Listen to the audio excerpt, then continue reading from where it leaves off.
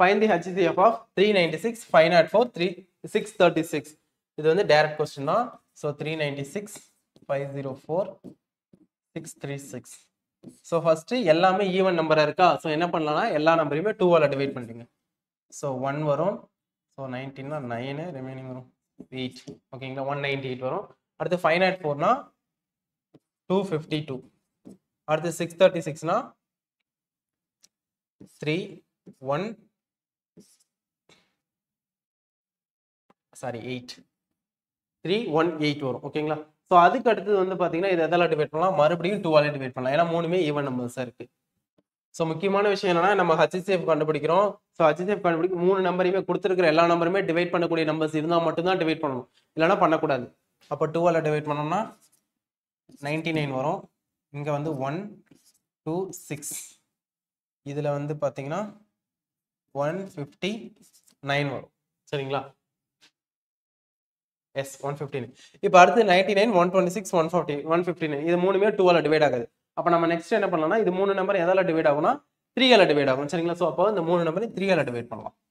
So 3 ஆல பண்ணோம்னா 33 42 5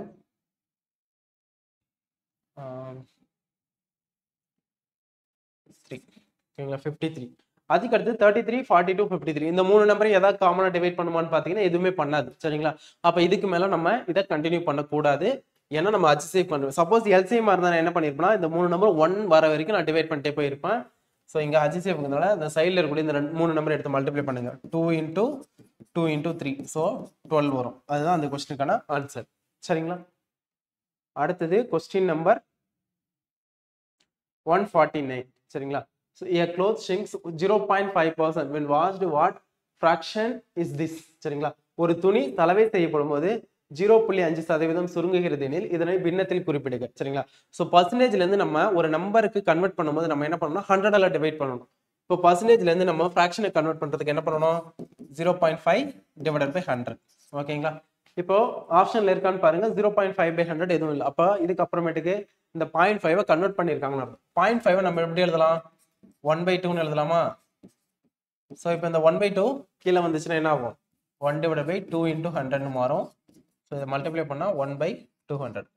அதுதான் வந்து பார்த்தீங்கன்னா இந்த கொஸ்டினுக்கான ஆன்சர்.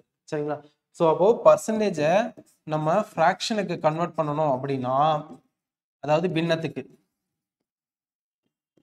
1/100ஆல மல்டிப்ளை பண்ணணும்னு அர்த்தம்.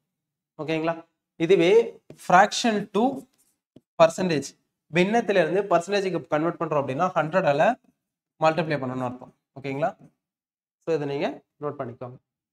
அடுத்து கொஸ்டின் நம்பர் 150. ஓகேங்களா, √27 + √12 இதெல்லாம் சிம்பிளிஃபிகேஷன் தான்.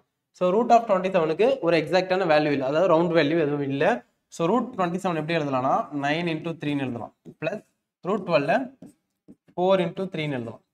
இப்போ இந்த ரூட்டுக்குள்ள இருக்கிற 9க்கு நம்ம ஸ்கொயர் ரூட் எடுத்தோம்னா என்ன வரும்னா 3 வரும். இந்த √3 அப்படியே தான் இருக்கும், 3 √3 மாறிடும். 4க்கு ரூட் எடுத்தோம்னா 2 வரும், இந்த √3 அப்படியே இருக்கும். சரிங்களா, ஸோ இப்போ ரூட்ல பக்கத்தில் இருக்கக்கூடிய நம்பர் சேம் ரூட் வேல்யூவா இருந்தா அந்த 2 நம்பரையும் ஆட் பண்ணிக்கலாம். ஏன்னா இங்கேயும் √3யா இங்கேயும் √3, அப்போ இது ரெண்டுத்தையும் ஆட் பண்ணோம்னா 5 √3. ஓகேங்களா, ஸோ அதுதான் இதுக்கான ஆன்சர்.